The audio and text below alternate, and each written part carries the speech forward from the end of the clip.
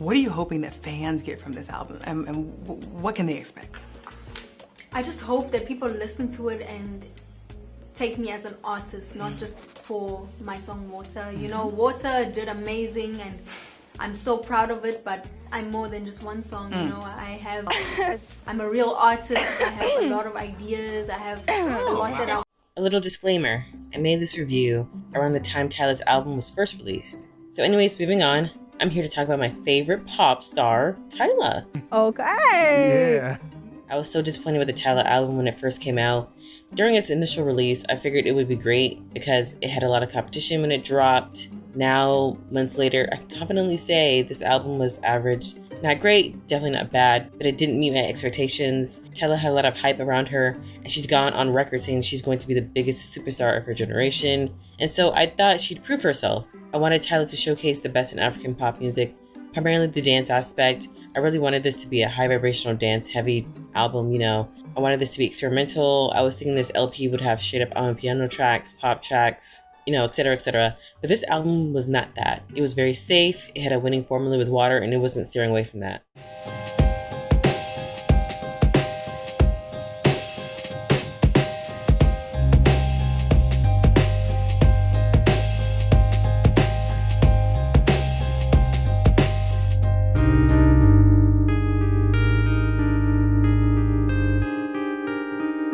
Before I get into the nitty-gritty, let me outline what the album entails. On the surface, this is basically Tyla's journey of breaking up with a bad boy and dealing with the repercussions of the emotional abuse she's endured whilst in the relationship. The first track, Safer, is about her trying not to get with the bad boy, even though he's her type, she loves the toxicity, but also it's not good for her, but alas, she can't resist, which leads us to the next track, Water, which is about getting that good loving from her bad boy, something she's been yearning for a while now. It could also detail how the relationship at this point fulfills her desires, but nothing good can last forever. Thus, we get track 4, Truth or Dare. All the mind games and mistreatment from her bad boy has our girl fed up, and she finally decides to leave him, all while still having lingering feelings towards her ex. Tyla is glad with her decision by track 5 in the song number 1, where she is confident in leaving, making it clear she isn't going back. Then we get to Breathe Me, where she gets a rebound, but it's not quite clear if this is a new lover. I don't really know. But Tyla exhibits toxic controlling traits like her ex. I'm very difficult, hey? While enjoying a hookup with this current partner, who may or may not be said ex, I don't know. Then it leads us to track 7, Butterflies. This song really shows how messed up Tyla is. She still pines for the toxicity she had from her past relationships. Despite knowing better, the song rehashes the same concepts from Safer, but without getting with the bad boy. She's desperately trying to break her bad habits, which she succeeds in the upcoming tracks On and Jump. On and On, she's just enjoying a night out by herself, living in the moment. Jump, she's enjoying being single still, but also loves teasing a new lover on a night out. There's also a heavy emphasis on her come up. She's really flexing on this song. Jump is followed by Art, where I guess she is still seeing the new lover from Jump, since the song is about being the pretty little thing on her new lover's arm. So as long as he treats her with care, I hope, I don't know. And I guess things are going well because the next track is On My Body, which she is detailing another hot, steamy hookup with the lover. It's too good, like it's way too good. Like, is this the one from Breathe Me or Jump? I'm not sure. Then she rides Solo Dolo in the following track's Priority, where she puts herself first, leading up to the penultimate track, To Last, where she reminisces on an older relationship, mentioning how her ex was never all in. Then finally the last track is the Water Remix, a track I wish never happened. Pretty simple album, right? Well, not quite. There's more to the surface with this LP. A few themes that stood out for me. The biggest one was power. It seems like Tyla is very pressed with being the one in control and calling the shots, or at least appearing to call the shots. Like, have y'all ever noticed how she's never fully engaged in her love interests in the music videos? Like, she barely looks them in the eye. It's like she can't be bothered. These guys are like moths to a flame. We can see how Tyla exerts the power and how she dictates her desires. In the track Breathe Me, when she is trying to get busy with her new lover, she sings the line, "Make you feel free, do anything for me." Now, what kind of freedom is that? And this demanding nature just let up. In the song, she also sings, "Don't talk too much, I know what you need, follow me, no need to follow your mind or your heart." Then she keeps going, "Inhale harder when I hear your heartbeat louder." These sentiments can be found in Water too. During the chorus, she says, or she sings, "Make me sweat, make me water, make me lose my breath, make me water." And On My Body, she raps this one line where she says, gimme gotta, gimme gotta, gimme the room. You know what it means when I give you the look. You know what it means when I give you the look. Gimme gotta, gimme gotta, gimme the look. The what the fuck? Gimme all the, gimme the loot. Whatever. Again, she isn't going to make the first move. You come to her. Plus, she's demanding her new lover give her the goods. You're on her roster, on her time. She might be thirsty, but you would come to her. She might be a piece of art, but you're the one hanging on her wall. You're the one who's jumping for her. I don't like doing first moves. Like, I'm not that type. Like, I'm not gonna reach out first. So I have to maneuver and find a way for you to do it. And notice her tone. Tyla is very monotone when she's singing these lines, almost like she can't be bothered to care. This tone is literally all throughout the album. There's only like a few exceptions, like Safer in that new song, Back to Start, whatever the fuck. But for the most part, it's emotionless. But what's interesting is that even though Tyla rarely conveys emotions, she still exerts her power whenever she can. The best example of this is the voicemail scene in the Water music video, where Tyla leaves the voicemail saying, sorry, I missed your call. Yeah, I guess we can meet up tonight. Trying to keep it all nonchalant when I'm like, girl, stop. This whole song is about you being so thirsty for the D. You literally want to water. Guys, talk is cheap. But I will say, I do appreciate a good boss facade. Always being aware of what you have power over. So I kind of like this part of her persona. But again, as we find out from listening to this album, it is a facade, right? There's some tracks on here where Tyla is projecting this in control baddie energy, but then she'll say stuff that imply that she's the one getting played. You thought! In Truth or Dare, her ex is trying to get her back. He's the one chasing her, so you'd assume Tyla is the one with the power. But then you hear the lines, oh, now you want to come back? I know the procedure. Trying to come to my place, turn around, that's too far gone. Man, what do you mean you know the procedure? Has he done this before? Have you fell for this before? Now I'm thinking the only reason why he's chasing you is because you showed him it was acceptable behavior the first time. What's going on over here? What's even more confusing is throughout the whole song, she keeps saying it's over. I'm thinking she's completely done until I realize she keeps asking him if he truly cares for her. After all this, yes, I understand the song is a play off the game Truth or Dare, and it's supposed to represent conflicting feelings in a toxic relationship when you finally leave. And I guess it adds complexity to our character. I mean, loads of people can relate to giving into the bull while trying to act better than, so whatever. But my god, she asked this guy like 5 times throughout the song. And speaking of time, that was another huge theme on this album. There are loads of references to it in the songs. This was also mentioned a lot in some of the reviews I read for the album, so it caught my attention. When I started focusing on it, I couldn't unsee it. For example, the last song I mentioned, On My Body, where Tyla sings, more time on my wrist, they watching, all night, all night, all night. On Water, she sings, if I give you my time, ooh, can you snatch my soul from me? I don't want to wait, come take it. In Truth or Dare, she has the line, when they ask you questions about me, tell them how we could have gone places, but you were too impatient. Ah. Butterflies has the line, you drive too fast, might burn and crash, might burn and crash. And then another part of Butterfly, she sings, all it took was dedication to make me fly, yeah, not a minute could be wasted, we on God's time. That line made me think, maybe the reason why Tyla keeps going on about time is because of her come-up story. Tyla has often stated that her parents weren't encouraging of her pop star dreams. They gave her a year to pursue her dream, and in that amount of time, she was grinding to build a following on TikTok. Her work eventually paid off when she found a manager, but when you hear her tell her story, you could tell she had so much anxiety over the whole ordeal. But before then, yeah, they were on my neck, I'm telling you. At the end of it though, I think Tyla learned that everything works out at its own pace. What is meant to be will be. However, I also feel like Tyla harps on time because it plays into the power dynamics in relationships. She had said something about guys needing to understand that a good woman is worth the wait. You should be on her timetable. So I think it has a lot to do with it as well. And yeah, I found that really interesting. Another tidbit that I wanted to point out was how she played with elements to represent herself. At one point, she wants to be water. Then in another moment, she is someone's air. All elements needed to sustain life, just like her love. Yeah, I know it's corny. I could be reaching, but I still had to mention it. Okay, so the last thing I wanted to talk about is how messed up Tyla is. I was so surprised at how toxic Tyla was. Toxic with a capital T. Honestly, me personally, I don't like guys that approach me. Like, No. I want guys that look like they don't want me. Safer, she keeps saying that she knows she's better off staying away from the bad boys despite the attraction. Yet the way she sings about toxicity, it's like she relishes it. Okay, so in Safer, she sings, "This feels way too good to be true. I'm ready to go there with you. I'm falling again. It's like deja vu. The last time I met someone like you, had some good times, we had some bad times too. And it looks like you're gonna be that times too, as bad as I want ya." Ma'am, what is this? And then she goes on to sing, "Yeah, I knew what it was, but I thought it'd be different. Being with you almost make me miss him. AKA the toxic ex, which makes me think this new guy truly is that much worse if she misses her old guy." Then she goes on to sing, "I tried to keep an open mind. Deep down, I knew why it felt so right. Lord have mercy." Plus, it gets straight up disturbing in Butterflies. Delighting in the toxicity in the relationship, Tyla sings about getting butterflies when her lover mind F's her. It gets so intense at one point that she's fighting off her horrible desires, almost like it's an addiction.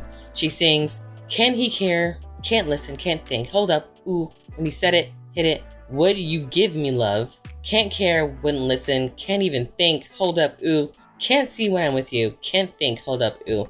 Like, girl, what's wrong with you? Are you insecure? Why are you attracted to people like this? And this got me thinking, in what ways could Tyla be insecure? I remember she was talking about feeling insecure about her looks when she was in primary school, with all the white kids, but I don't really know. I was wondering, could that experience have lasting effects on her self-esteem? Like, I'm not sure. I'm just speculating, so who knows? Then I'm like, is it daddy issues? But I don't know anything about her family dynamic, so I don't want to even go there.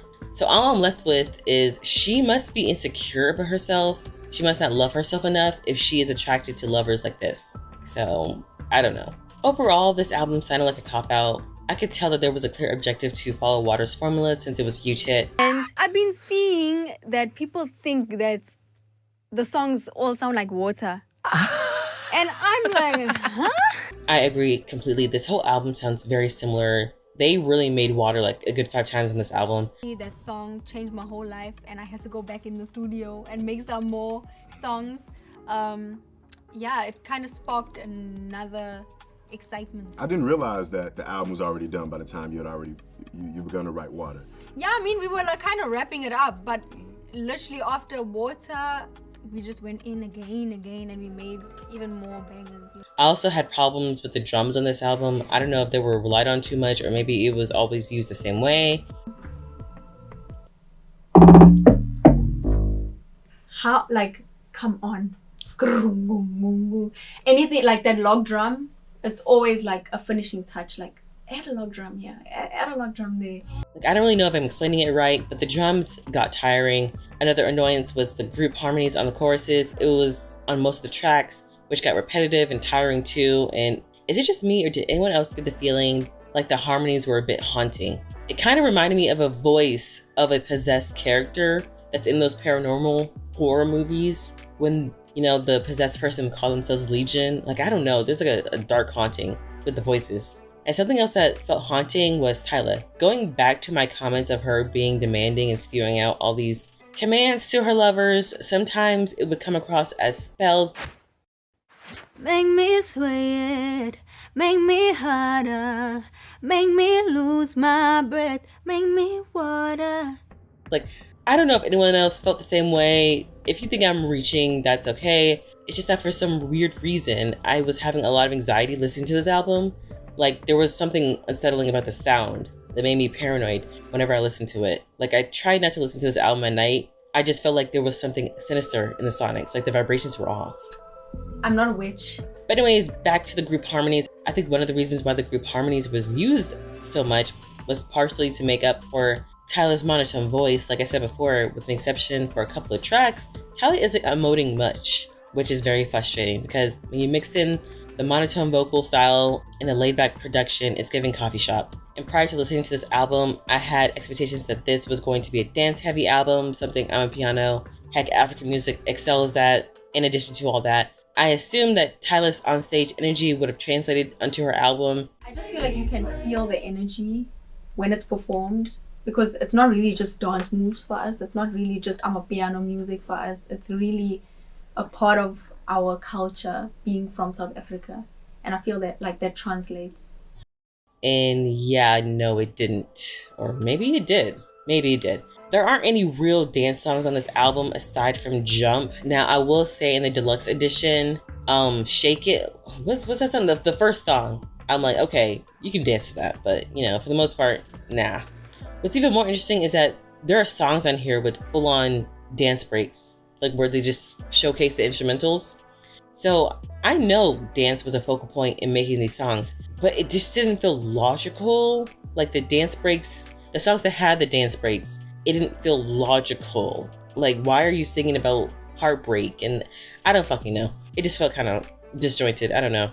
It certainly didn't want to make me want to dance, you know? Basically, my disappointment with the dance element in this album soured the whole listening experience for me. I just think it's sacrilegious for an African artist to fail in this arena. Another critique I had was that we never really hear the entirety of Tyla's vocal range. Truth or dare, is it true you care? Now that you can see the love from everyone, tell me now you care. Oh, truth or dare. Come on, yay!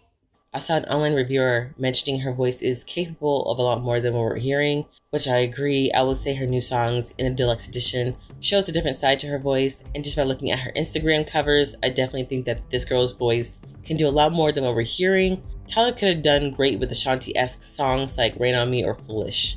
We got a thing, hey, can't let it slip away. Though outside it's rain and sleet when our bodies meet. I don't care about the weather, let it snow, let it snow. Outside it's cold. And this kind of feeds into the shallowness Tyla is marketed as, being the pretty girl doing pretty girl music. Her beauty is often highlighted to the point where she seems one-dimensional. I wish that we had gotten something else from Tyla, like when she performs pre-injury. That's when I'm blown away. I see a creative mind there. Someone who's been trained and knows what they're doing. Let me see more of that. Show me some behind the scenes where she is choreographing some stuff or talking about dance. Even with her lyricism, I've seen some depth. Like, even though the album didn't really hit for me, I did enjoy the lyrics. There was some great wordplay, some great imagery. Tyla should be marketed more than I'm a pretty girl who makes pretty music. The standouts on this album were Safer, Truth or Dare, Jump. I do like the new tracks, Shake, Ah, and Push to Start, but the replay value is low in my opinion. I'd honestly recommend this album to anyone trying to get into Amapiano or Afrobeats. It's a good gateway album. I wasn't expecting this project to be a 10. It's Tyla's debut after all, but the job of a debut album, in my opinion, must mark your entrance. Aside from Water, this album doesn't accomplish that. As a matter of fact, I forgot this album came out. It's been 7 months, and I forgot half of the songs on the album. I only played it for 2 months after its release, and that was mostly for research purposes. It's weird. There were times I'd get into sub songs, but then quickly forget about them or just be let down. Like, I don't know what it is. It's lacking something. It's missing a punch or something, because I get into songs and then I just quickly it just wouldn't pay off. There'd be like no, I don't know. I don't know how to explain it. It's like nothing. The songs would ramp up to something and it would never really go anywhere. I don't know how to explain it. If I could rate this album, it'd be immemorable. I have to mention this, with Tyla popping up on the radar, it brings to light how much investment the industry is giving to international artists. I mean, it's clear Tyla went through artist development and she had heavy hitters working on her album. How long have you been working on the project? Over 2 years. Like, I've been traveling the world. Like, I'm very lucky to be able to do that. Since I got signed, I was able to go out of South Africa for the first time. Yeah. And I've been to Dubai, Nigeria, Ghana, America, Europe, everywhere in the world, literally making this album. So Epic certainly spent a pretty penny on her, and there were high expectations for her, which is something I haven't seen with our domestic acts for ages. I mean, it seems like on the Afrobeat side, the K-pop side, the Latin side, everyone wants to be a superstar in America. And I do believe that these genres, artists from these genres can have chart success and commercial success, but those who are trying to be the next Shakira or Rihanna, that's a whole different ballgame. And I don't know if we'll get another international star on that level in the States. Like, even looking at Tyla, she was very ambitious. She wants to be on that level, but I'm thinking, what gap in the American market was she supposed to fill with music like this? You know, whatever perspective you see it as, it could be seen as generic R&B, generic Afrobeats, generic whatever. Like, it was trying to be so many different things that it ended up being like a nothing burger. Like, I don't know how to explain it. And it's kind of weird because I feel like the American public are kind of used to African sounds. They might not know the specific genres, but they're kind of used to it, to where when they get an album like Tyla, they're like, we need more than this. Like, you need to actually bring it. Like, this is not gonna cut it. Like, maybe back, like, what, 3 years ago, if she released this album, it could have done something, but there's been so many viral African songs. Like, I feel like the public is kind of already used to the sonics. You gotta bring it. Okay, so aside from all that, it is interesting.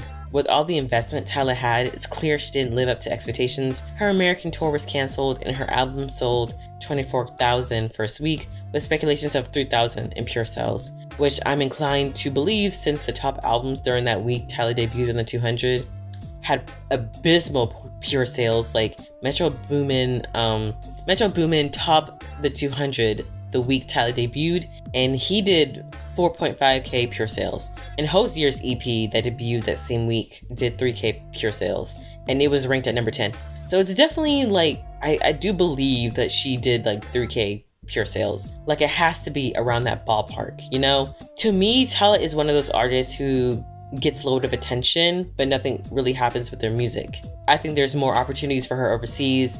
I can see her team is pivoting to the markets that are receptive towards her. She's doing a South African tour. She should have been done a South African tour. Like, I will never understand why they thought to hit America and try to crack America first and then go to South Africa. Why not go to South Africa first, cement your fan base there, and then target America? Like, I never understood what the tactics were, what the strategy was, you know? But anyway, she's doing a South African tour. You know, that one new song that she has on the deluxe edition, straight up on a piano, I can tell it's like for her South African audience. It's going to be great for her to pull out during her tour down there. And I think it's going to sell out. For the past several months, Tyla has been doing a lot of international concerts and festivals. So yeah, I think her future is overseas. So needless to say, I don't think she's going to be the biggest superstar in her generation. But who knows? Who knows, right? Thanks for watching. Please comment, like, and subscribe.